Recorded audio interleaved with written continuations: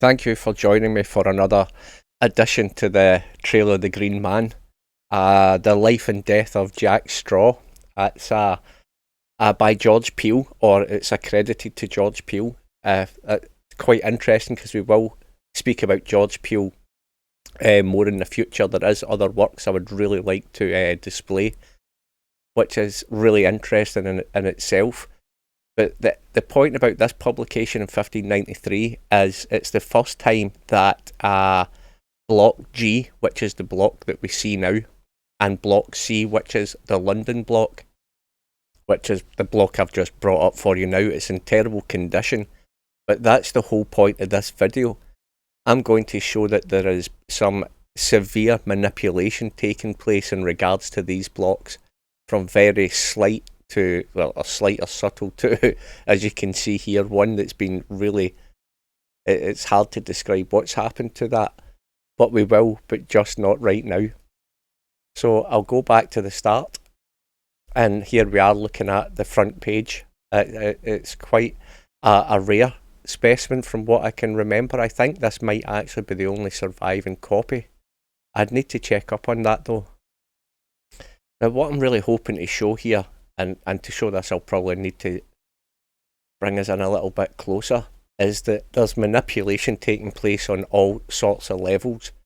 So if I just highlight a notable, and if you just look at the A, you notice how the capital A is set above the rest of the line, like notable A, or A is notable. And I know the printing is obviously, it's not unified and things like that. There's obviously discrepancies, but if we just have a look here, we have capital A, R, S, E, and you could pronounce that raise, as in the A, raise it up. But if we were to take this character, and if you've seen this before, especially talking about the Shakespeare epitaph or a couple of other videos, where this comma is actually the shape or the same symbol as yod, which is the Hebrew alphabet. It's generally taken as like an I or a Y, something like, I think it's the 10th letter in their alphabet. And if that would be the case, that would be R-A-I-S-E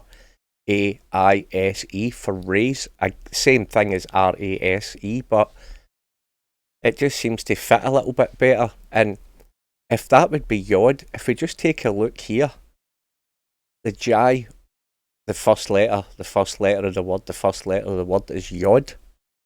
There's several ways to spell this, yod, but that's a fair spelling, which is the J, or the I, O and D, which is what we're seeing here in the comma. So there's always something that helps us explain what we're seeing.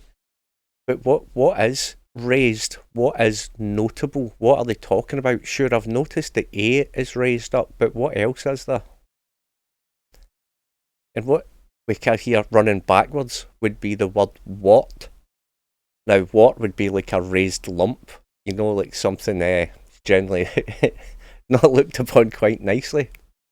And if we take a look down at this green man, if we take a look on his face, we see this wart shape. And I'm going to give us a closer look here, because if we take a look here and then I show you the original green man, block G, we can see the man has some sort of blemish in his face, and this is the same throughout, but on this copy we have been given an additional line, and the whole centre of the nose has been changed. If we take a look, you can see the detail. The man, it looks like perhaps he might have some warts. And this additional line under the first blemish, and it's not present here, gives you this idea that this is raised up from his face, which is indeed a notable wart. So again, this is very interesting, and I would expect nothing less from a book that contains the first time these two blocks joined together in London. And the fact that we have manipulation of the green man, and I'm pointing towards this capital letter as being raised up from the rest, with that R-A-I-S-E or R-A-J-S-E. It seems quite strong at the minute. Now, if we just take a closer look at the bottom here, I'll zoom in again, it's always helpful to get a closer look. We can see one of the V's of William is raised. It's bigger. It's you can see the font size. It's quite clearly one font size higher, which is interesting. And then if we look at this E here, that it's incredibly smudged, but again, this seems to be like increased or raised up or made bigger, just like the wart has been raised up off his face. It's the same kind of theme that's running through this here. Something's made something bigger. And if we just take a look at the right hand side, although it's not in alignment, telestic is an anagram of the word Lent. Now, this you have to give some leeway when making these videos, because Lent is the period of fasting. I think it's 40 days from Ash Wednesday to Easter, like 40 days of fasting or going without something. And it's going to be hard to kind of explain what this means at the minute, but it's interesting to keep that in our thoughts. Now, what I have here is the word errand highlighted, taken between two words. And an errand basically means you need to go and do something. You have to go somewhere. So I'm going to highlight some extra stuff here. If we take like the last word of each line, or the last couple of words to help us build a phrase, D from and R, we get dare to be open against all, and it says 1593, and 3 is an odd number. So dare to be open against all odds, and just talking about that doesn't seem interesting at all. It just could just be pure random, especially when I'm saying the number 3 means odds and stuff like that. But I'm going to show you something else in a minute that seems to kind of add weight to this fact, that dare to be open against all odds. Now, if I just unhighlight that, just take a look at like this word open, like how heavy the print is compared to what's beside it. It seems quite difficult to understand how bad the printing process must have been to get ink so heavy on one part but miss it right next to it. Like blatant misses, or they're just overprinting or something like that.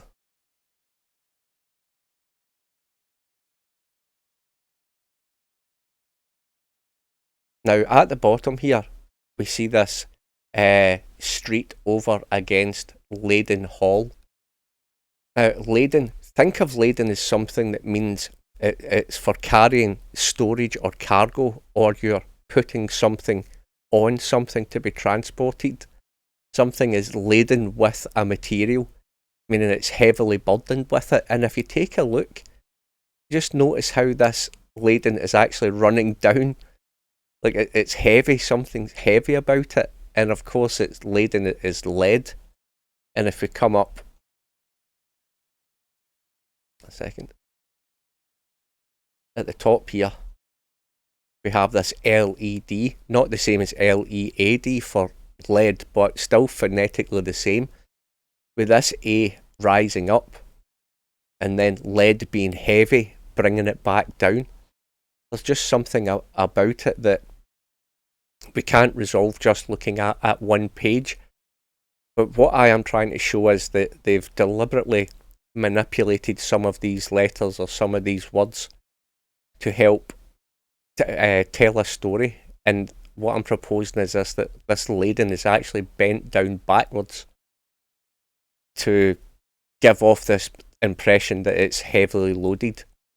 And the theme with the word lent means you're supposed to be on fasting, possibly like a diet, and that's going to help us in mind. But if we keep a look at the date 1593 and the word errand, there is another print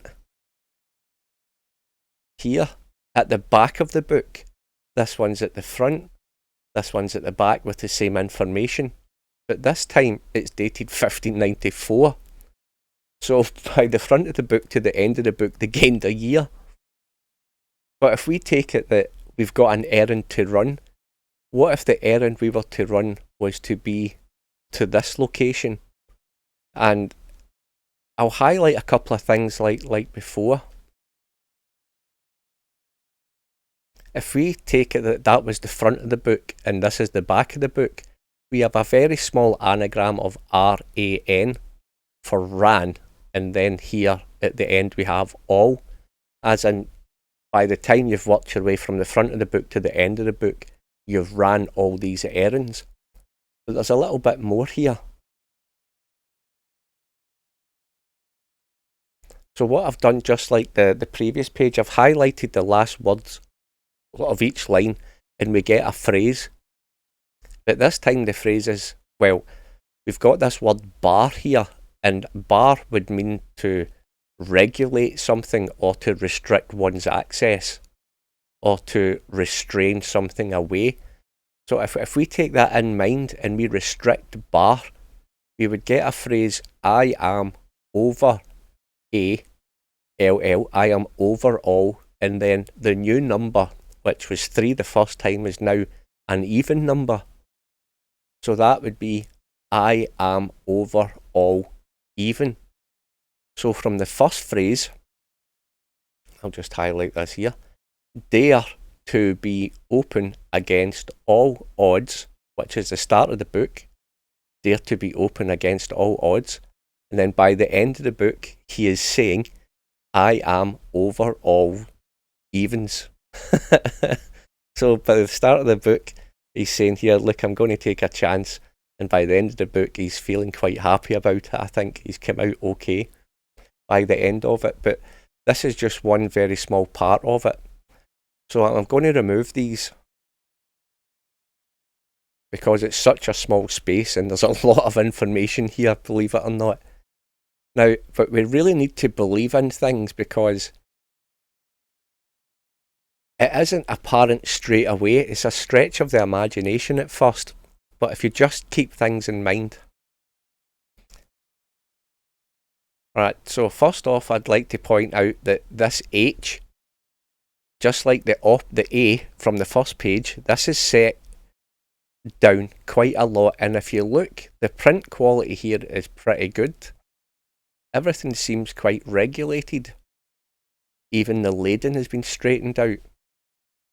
So this H just independently sitting lower down gets me to think. And if we look, what we actually have is a small word HISS for hiss, like something that a snake would do. Now please, you need to bear with me here. Now if it was a snake, the first thing in your mind you would do is hop. And once you see hop, what you see is ing for hopping.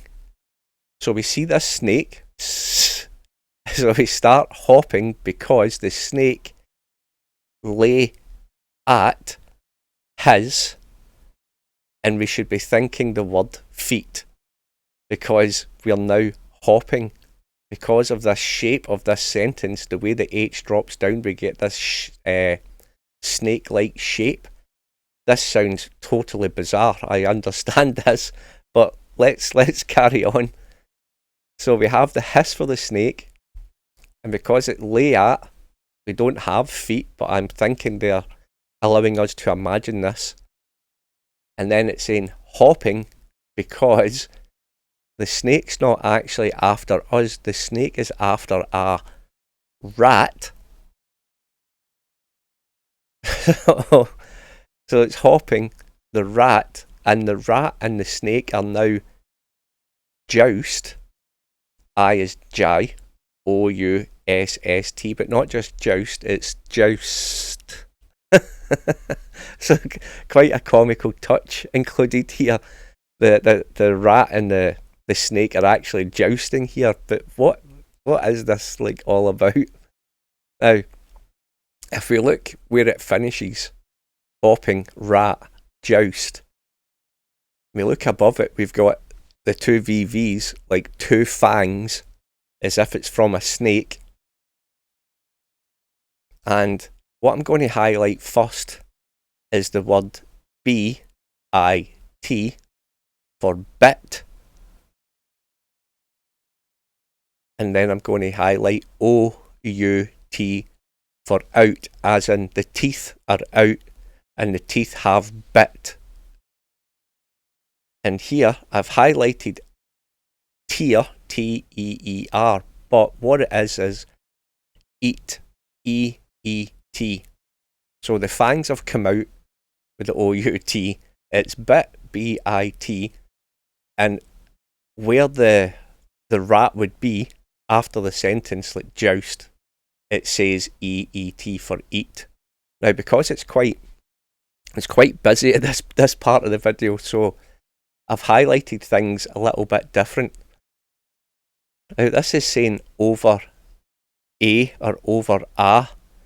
So what I'm going to do is highlight a couple of things. I'll remove these two, well, I'll keep the two lines for now. So the first thing we have here is eat.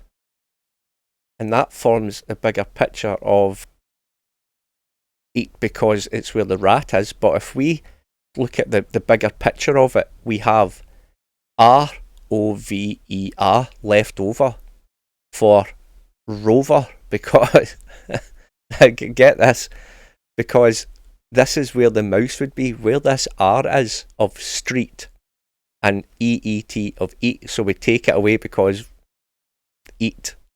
It leaves us with R, and that forms the word R-O-V-E-R for rover, because it's the rat, it's running away, it's kind of a rover.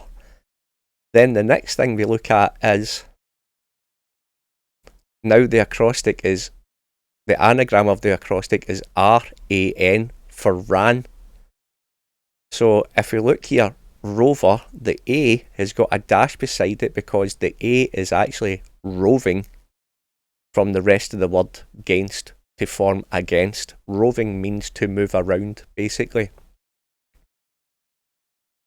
So of street, eat is because that's where the mouse was, but luckily for the rat, it didn't get eaten because it managed to move over to here, because rover, and then it ran up to the top, and at the top here what we get is running backwards.